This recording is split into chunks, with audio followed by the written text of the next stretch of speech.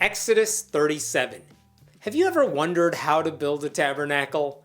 Me neither. Well, don't worry. The Bible has you covered more than you ever dreamed of. For some reason. Bezalel made the ark of acacia wood, 2.5 cubits long, 1.5 cubits wide, and 1.5 cubits high. He overlaid it with pure gold, both inside and out, and made a gold molding around it. He cast 4 gold rings for it and fastened them to its 4 feet, with 2 rings on one side and 2 rings on the other.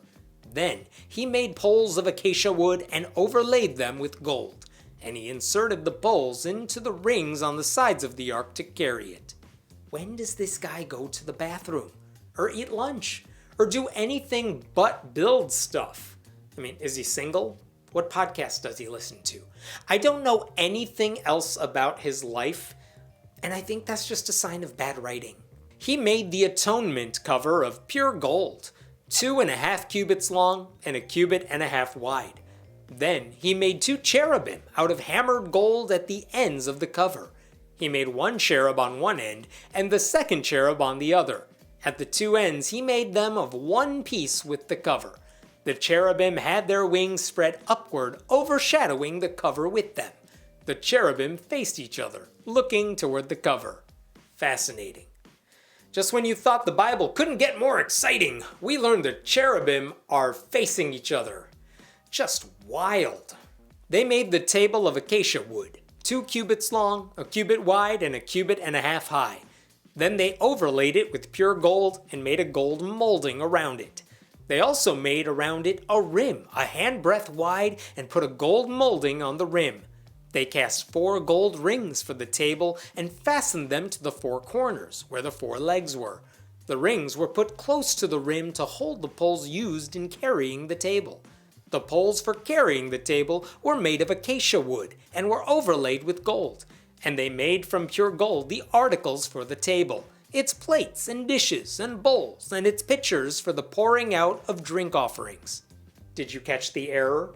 This verse says they cast 4 gold rings, when God previously told them to make 4 gold rings. We did it, everyone! We found a contradiction! The only one ever in the Bible. The Bible no longer makes sense! We have proved Christianity wrong! Congratulations. Honestly, there's no need to even continue the series anymore.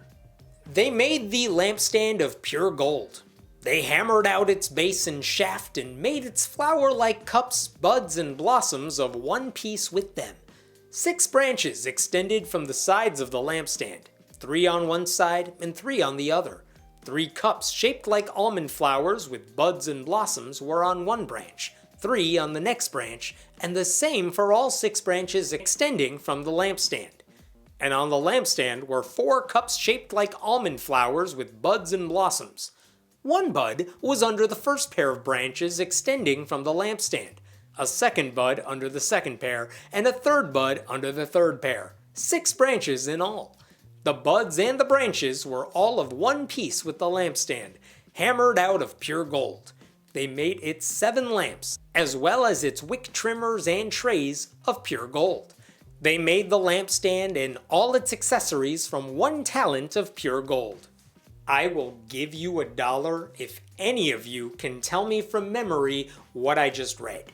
Because like me, you probably just glazed over it and thought, it's just more Bible crap, and didn't listen to any of the details. I don't remember a thing that section said, and I just read it for you.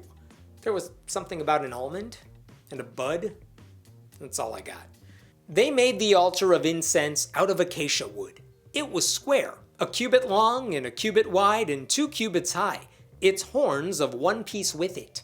They overlaid the top and all the sides and the horns with pure gold, and made a gold molding around it.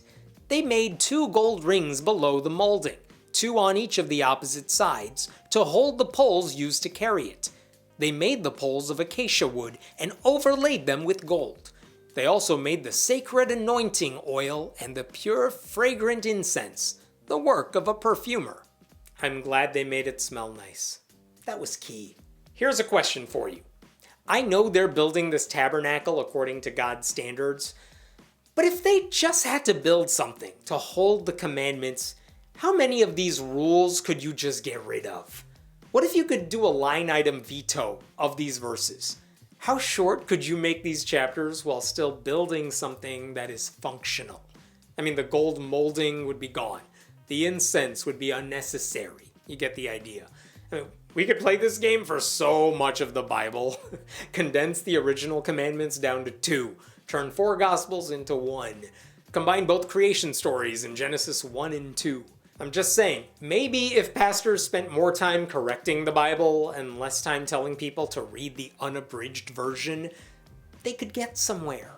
Do you remember the good old days when God was just committing genocide and different tribes were fighting with each other and a father was gonna stab his son?